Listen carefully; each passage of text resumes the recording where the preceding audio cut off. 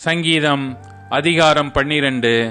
இரட்சியும் கர்த்தாவே, பக்தியுள்ளவன் அற்றுப்போகிறான், உண்மையுள்ளவர்கள் மனுபுத்திரரில் குறைந்திருக்கிறார்கள். அவரவர் தங்கள் தோழரோடே பொய் பேசுகிறார்கள், இச்சக உதடுகளால் இருமனதாய் பேசுகிறார்கள். இச்சகம் பேசுகிற எல்லா உதடுகளையும் பெருமைகளை பேசுகிற நாவையும் கர்த்தர் அறுத்து போடுவார். அவர்கள் எங்கள் நாவுகளால் மேற்கொள்ளுவோம், எங்கள் உதடுகள் எங்களுடையது, யார் எங்களுக்கு ஆண்டவன் என்று சொல்லுகிறார்கள். ஏழைகள் பாழாக்கப்பட்டது நிமித்தமும் எளியவர்கள் விடும் பெரும் மூச்சு நிமித்தமும் நான் இப்பொழுது எழுந்து அவன் மேல் சீறுகிறவர்களுக்கு அவனை காத்து சுகமாயிருக்க பண்ணுவேன் என்று கர்த்தர் சொல்லுகிறார். கர்த்தருடைய சொற்கள் மண் குகையில் எழுதரம் உருக்கி புடமிடப்பட்ட வெள்ளிக்கொப்பான சுத்த சொற்களாயிருக்கிறது.